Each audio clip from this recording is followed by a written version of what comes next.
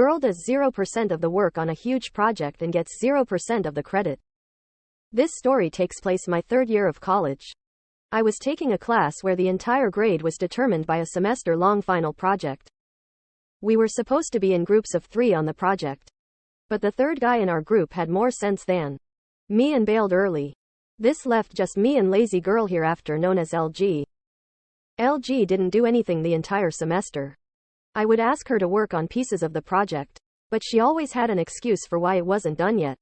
Or in her case, started. Now I didn't want any confrontation with this girl, as she was my friend at the time. But I finally lost it one night towards the end of the semester. I'd asked her to meet at my house to work on the project, but something important came up.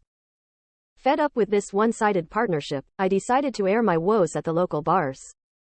And guess who I run into? And LG and her boyfriend drinking. She made up some bullshit excuse and I made a plan. I powered through the entire assignment, except for the conclusion, which I asked LG to finish.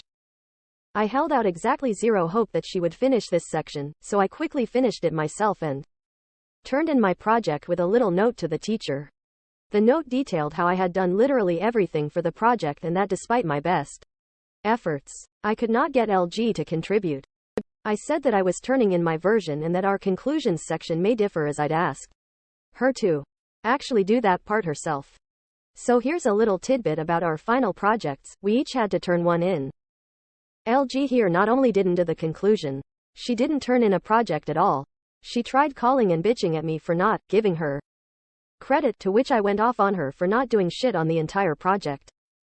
I mentioned how I even gave her the opportunity to turn in my work for a grade if she'd only do one thing. She hung up after that, and that was the last time we spoke. Top comment. My friend is a history teacher and all his grades are group projects.